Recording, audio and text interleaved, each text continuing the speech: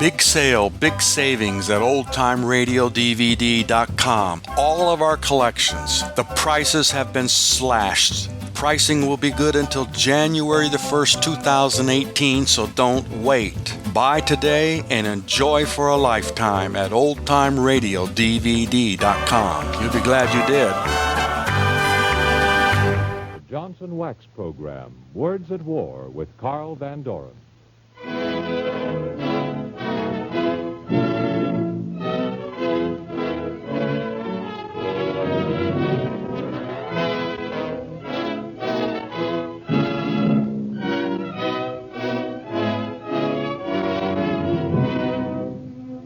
The makers of Johnson's Wax for Home and Industry, in cooperation with the Council on Books in Wartime, proudly presents one of the most widely discussed programs in America, Words at War, dramatizations of the most representative books to come out of this great world conflict.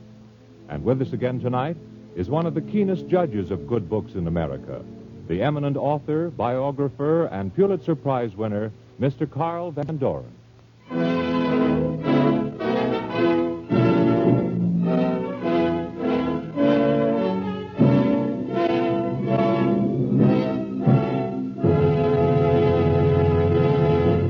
Mr. Van Doren. If I may judge, tonight's program will stick in your minds for a long time to come, but it's based on one of the most shock-filled books of our day. I'll tell you something about book and author just as soon as Jack Costello finishes a brief message from our sponsors. If you were out in your car today, you probably noticed one thing. In spite of their age, a large number of the cars on the road still look very new. If you'd stopped to ask their owners, you'd have found that many of them long ago learned the easy way to keep the finish of their cars clean and sparkling. I mean, of course, with Johnson's Carnu. Carnu is designed for times like these. A polish that's easy enough to use so that you and I or our wives or youngsters can do the job ourselves. Carnu does two jobs at the same time. Both cleans and polishes with one application. Carnu is a liquid which dries to a white powder. Wipe off this powder and your car shines like a mirror again. Incidentally, if you don't remove that dull road dirt and grime, it may do permanent damage to the finish. It's still a long time before you'll have a new car. Why not keep yours looking as new as possible with Johnson's Carnu, spelled C-A-R-N-U, Carnu. Mr. Van Doren? Tonight's Words at War program is based on George Creel's book, War, Criminals, and Punishment. It poses the question, what are we going to do with Hitler when we have ended the war he started? George Creel, you know, served as the chairman of the Committee on Public Information in the last war, roughly the equivalent of the jobs now held by Elmer Davis and Byron Price, and is at present the Washington correspondent of Collier's magazine. His book, War, Criminals, and Punishment, is the most outspoken indictment of a people that has appeared in a generation. We bring it to you in the form of an open letter to Hitler and his gang, written by a man who has read Creel's book and wants the American public to know what kind of job is still ahead of us if justice is to be done. This is the open letter.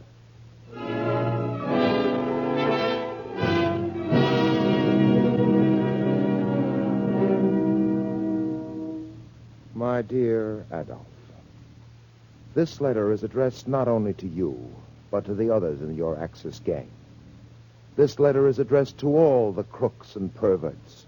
To yourself, to Mussolini and Tojo, to Himmler, Goering, Goebbels, Rosenberg, von Papen, Ribbentrop, Quisling, and all the rest. Yes, dear Adolf, to all of these, and to approximately 80 million of your fellow Germans, this letter is written. But for convenience sake, I shall address it mainly to you. Have you serve as a symbol for the lot. Do you mind? Practically every American who can put one word after another has written you a public letter or has planned to write such a letter, Adolf. They've presented these letters in every way, stage, screen, radio, what have you. And now it's my turn. But I promise you one thing, Adolf. This letter will be different from the others you've received. Quite different. Wait and see. Still, let me make a confession. If I hadn't read George Creel's War Criminals and Punishment, this letter to you would not have been different. If I hadn't read that carefully documented book, this letter to you would have been pretty much the same as all the others. There wouldn't have been much regard for realism in it, Adolf, but there would have been lots of fancy stuff, such as filter effects and echo chambers and guns booming vengeance. And there would have been voices. Oh, yes. Whispering voices, shouting voices, matter-of-fact reporting voices, each of them with a job to do.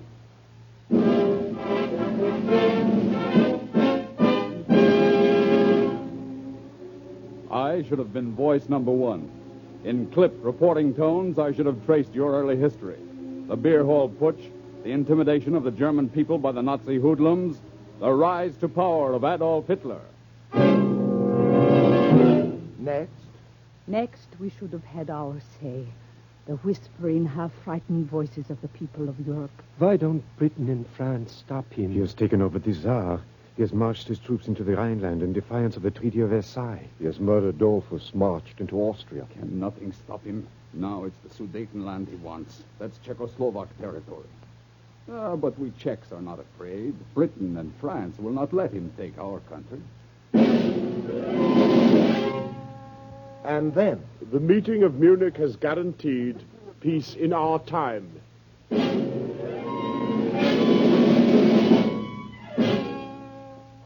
yes, Adolf, if I hadn't read George Creel's book, that's the slant this story might have taken as a starter.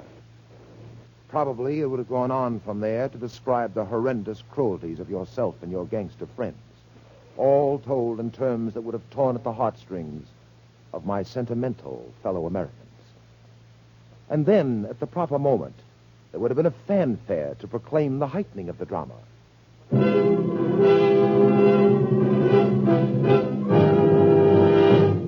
And after the fanfare, a giant roll of the thunder drum. And then a strident voice. Remember Pearl Harbor! Are coming again.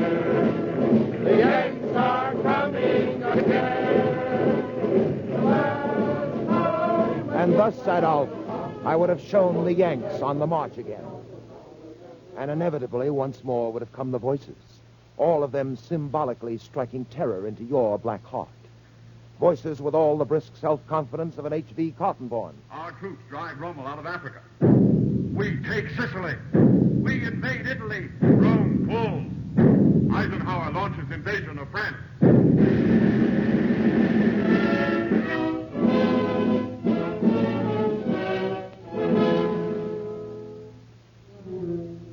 At this point, Adolf, I suppose I might have switched the scene to you. Probably shown you in your mountain castle in Berchtesgaden, cowering in a closet at the approach of a bunch of G.I. Joes. Oh, this would have been a great scene, Adolf.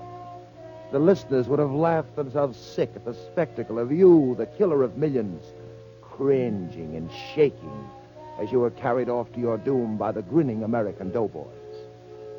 Yes, pal, for this scene, I think I would even have indicated a comical musical curtain.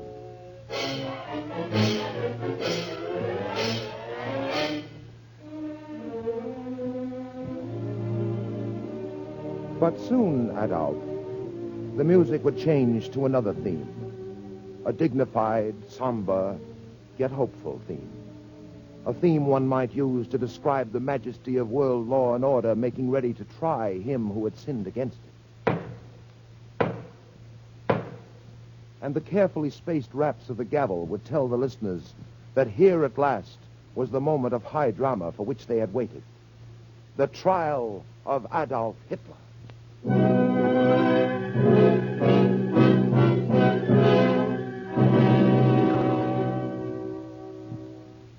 I can see that trial now, Adolf. Everyone, from the lowliest Russian peasant to the prelates of the Vatican, would submit documents against you. And in writing such a scene, I should be untrue to my craft if I did not employ dramatic license and bring in the most convincing witnesses of all. I bear witness against you, Adolf Hitler. I am one of those who know full well the horror and inexcusable excesses of Nazi brutality. Because firing squads and bayonets were too slow for Nazi hate, you squeezed thousands of little people into pens and blew them up with hand grenades. I was one of those thousands. I bear witness against you, Adolf Hitler. You herded us into freight cars, their floors inches deep in wet quicklime, and packed to the suffocation point with barefooted wretches. Then your lackeys locked the doors and pushed the cars into the forest, where no one could hear us scream as our flesh was eaten away. I bear witness against you, Adolf Hitler. I lived in the Russian town of Kiev. In September 1941, your Nazi officials drove some 60,000 of us out of the city to a great gully called Babi Yar, or the Woman's Ravine. After being stripped bare, all of us, men, women, and children, were lined up on the edge and machine-gunned, our bodies toppling down into the gully. It was the most clever device to save the labor of burial. I can add to that testimony against you, Adolf Hitler. I was a Russian soldier, a prisoner of yours when you killed and buried those 60,000 citizens of Kiev in one scientific operation. But in August 1942, when the swift advance of the Russian armies made Kiev's recapture fairly certain, your Germans decided that it would be wise to destroy all evidence of their crime. Accordingly, they dispatched 100 of us Russian prisoners to the Women's Ravine for the purpose of uncovering and burning the corpses. I alone dug up 5,000 or 6,000 bodies. Most of them were old people, children, and babies. We dragged the bodies with iron hooks 30 or 40 yards to incinerators. They were made of iron fences of the Jewish cemetery. The bodies were put on iron grates, one layer of bodies alternating with a layer of kerosene-soaked wood. Each contained almost 4,000 bodies. During the operation, Gestapo officers arrived frequently with trucks full of Russian prisoners whom they had murdered.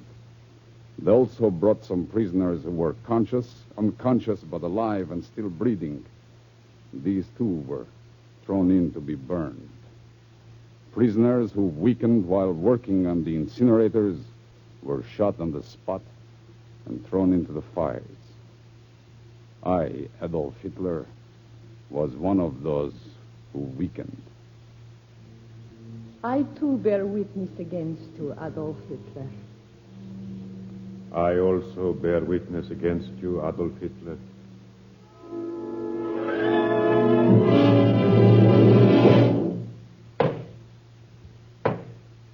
And then, Adolf, I would have presented the really big moment, the gripping climax of the drama. Adolf Hitler, rise and face your judges.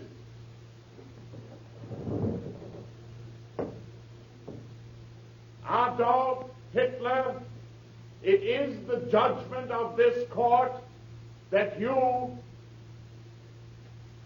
Well, what fate would I have given you, Adolf? You know as well as I do that any death would be too good for you. Don't you? But that's not the point. You also know as well as I do that you're going to make suckers of us all, Adolf.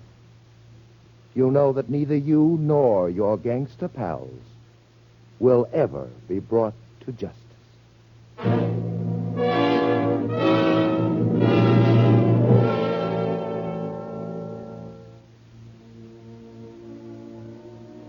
On the other hand, if the American people listen hard enough during the next few minutes, and if they get mad enough as they listen, who knows? It might be that all you and all your gang would end up as guests of honor at a hanging party after all. Wouldn't that be cute, But I'm still betting against it, Adolf. I'm still betting you'll make suckers of us all.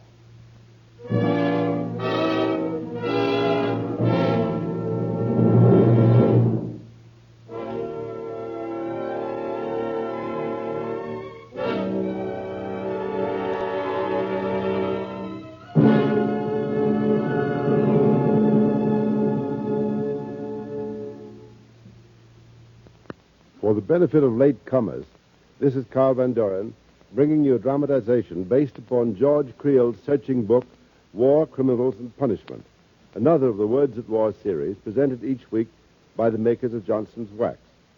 We have seen this letter written to all the Axis gangsters, but for simplicity's sake addressed to Adolf Hitler. We have seen it document page by page the terrible crimes of Hitler and company. And then when the documentation was complete, when all the incontrovertible proof was presented, we have heard the writer of the letter make the flat statement that Hitler and gang would get away with their crimes. Were you startled by this? Have you come to the conclusion that the writer of the letter doesn't know what he's talking about? Do you want proof?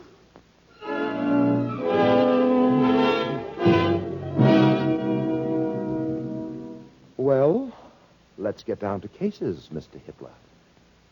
None of our listeners has called me up yet threatening to shoot me, so maybe they're willing to listen to see if I can prove my point. So I shall attempt to do so, simply, without fuss or fanfare. But let's not keep them waiting. Okay, voices on mic. All right, let's get up here now. I'm first voice. I'm number 2. Now then, what's the point we want to prove? Voice 1.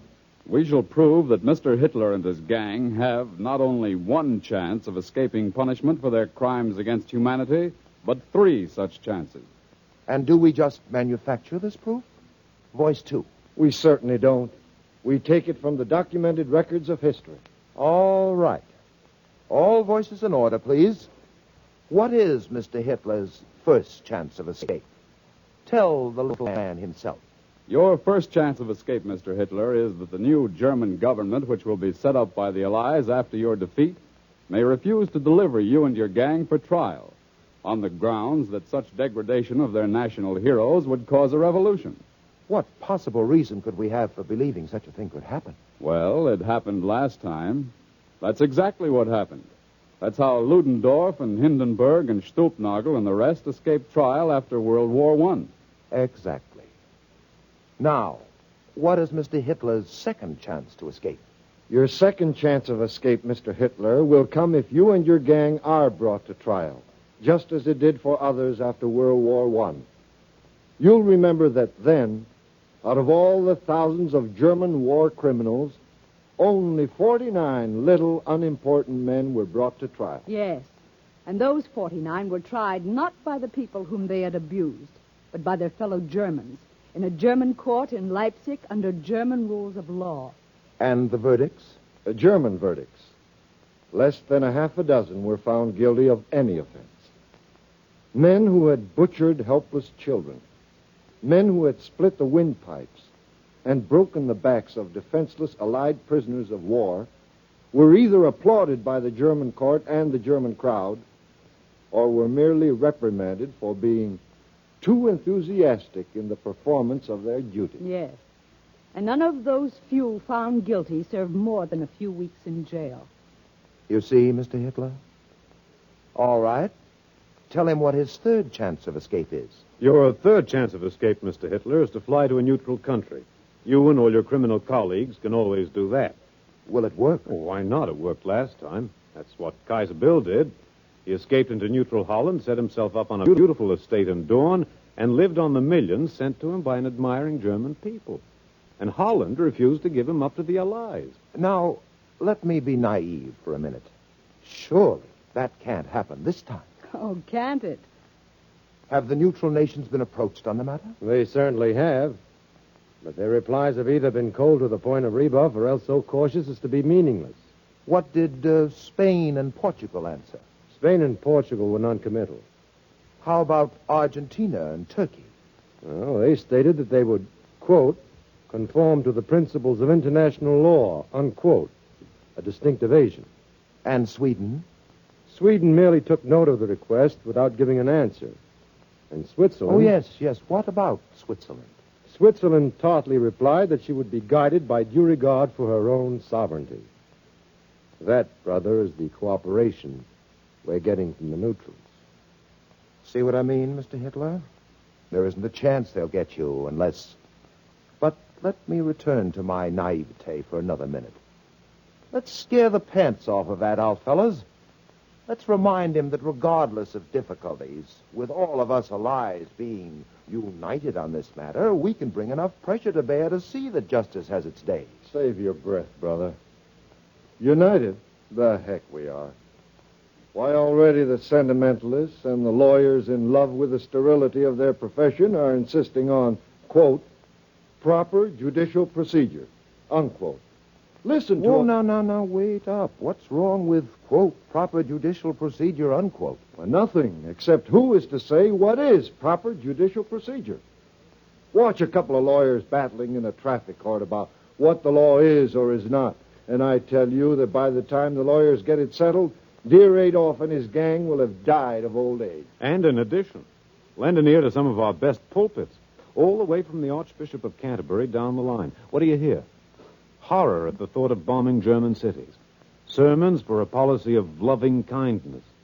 Turn the other cheek. Whatever else we are in our treatment of war criminals, please, let's be conservative. See what I mean, Mr. Hitler? And we're not making it up. Oh, no. It's all in George Creel's book. Documented. Proved.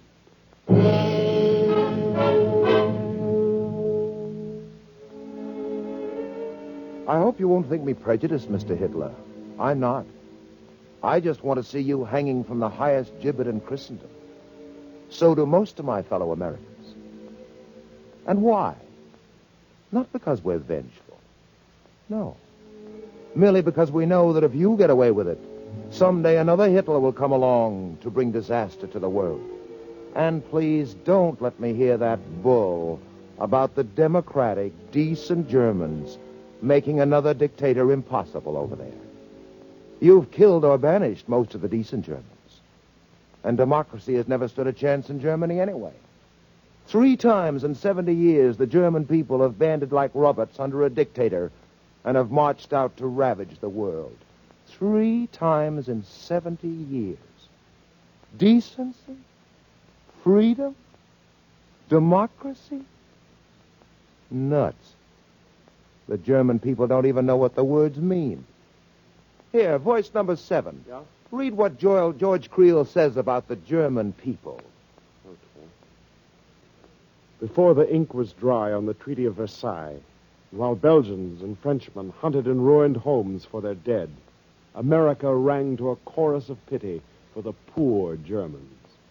Today, with conquered lands knowing every horror of enslavement, there is a definite movement to have it believed that Hitler's organized savagery does not represent the popular German will. That's bunk. American correspondents bear witness that German citizens, without urging or official order, killed and tortured Jews no less enthusiastically than did the stormtroopers. It was not only brown shirts who fed the bonfires at the book-burning Mr. Hitler, but German university students. Shall I go on? Oh, certainly. Continue. Okay. Over here in America, plays and films applauded by packed houses exploit the courage and heroism of a German underground movement. There is no such movement. Poles, Czechs, Dutch, and French are resisting to the death. Each day, new thousands are thrown into unmarked graves. But not from a single authoritative source is there word of such resistance in Germany. Those that might have dared were killed or jailed at once. And who's to blame for all this malarkey going the rounds? Why, the American sentimentalists, of course. But the sentimentalists have their little helpers. And you know who they are? The refugees. More particularly, the articulate refugees, like Hermann Rausnick and Prince Hubertus zu Löwenstein. Hey, wait a minute, mister. I'm just a plain American, and that don't seem right, talking about the refugees. In America, we love the refugees. Oh, yes, I know. The love, adoration, and applause of German refugees is a national sport second only to baseball. And not that a lot of them don't deserve it. But listen, let's hear what Creel says. Many of the German refugees in the United States and England have no larger conception of democracy than Hitler himself. They blame only the Fuhrer, not the militaristic, imperialistic German mentality which made Hitler not only possible, but welcome. Many of those refugees most vocal today played a prominent part in the overthrow of the Weimar Republic. Many of them still have as a secret slogan, Deutschland über alles. They still refer plaintively to what they call the infamous Treaty of Versailles as a complete excuse for every German crime. Want some more? No, that's enough. That ought to get the idea across. Then, can I add a prayer? A prayer? Why, sure. From the American and British sentimentalists, from many of the German refugees, good Lord, deliver us. Amen.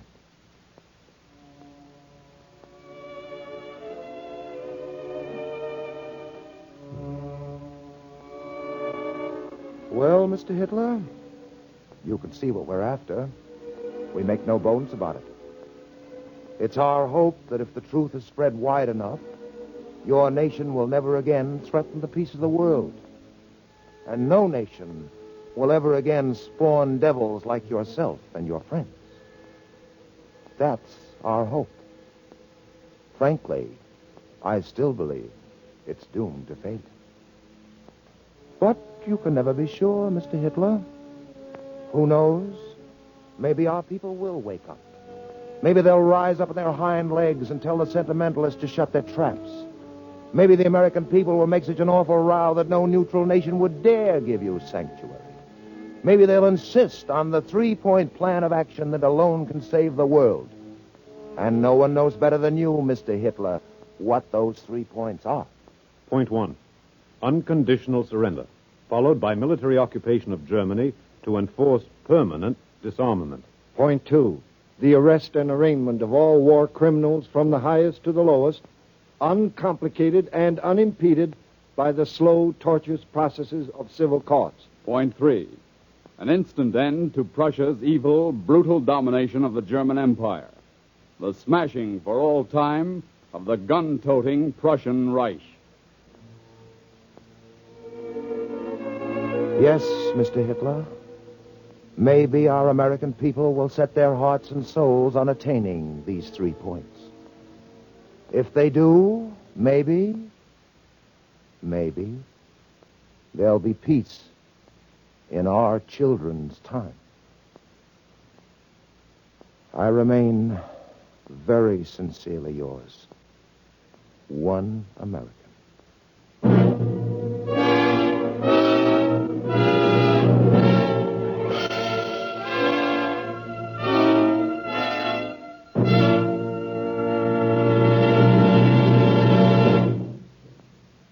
I'm going to present a message on behalf of our sponsors, after which Mr. Carl Van Doren will return to tell us about next week's Words at War program. A home where the floors, furniture, and woodwork are regularly waxed does become more and more beautiful. It takes on added refinement and charm, that mellow, richly polished look that good housekeepers so much admire.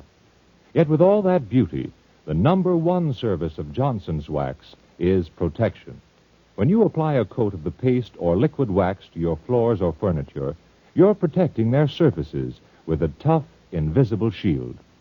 This wax shield itself takes all the wear, and the surface underneath is safe. And this is just as true for a tabletop or windowsill as it is for a floor that gets hard wear. This protection of surfaces with Johnson's Wax makes them last much longer, saves money on refinishing. And, of course, it saves you work all year, because your daily or weekly cleaning is so much easier. The polished beauty, which is known so well to Johnson's Wax users, is really an added advantage, like an extra dividend. Now, Mr. Van Doren, what about next week's program? Next week, our Words at War will be taken from a book that made me laugh a lot as I read it, Donald Huff's Captain Retread. A very good story of a World War I soldier who joins up this time and discovers that it's rather different. This is Carl Van Doren, inviting you to be with us again next week. And until then, goodbye.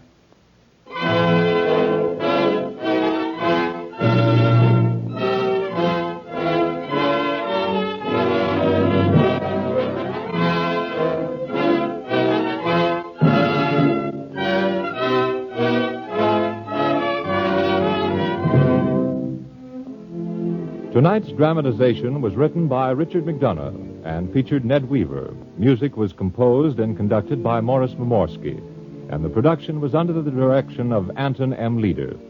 Next week, the Johnson Wax program presents Captain Retread on Words at War.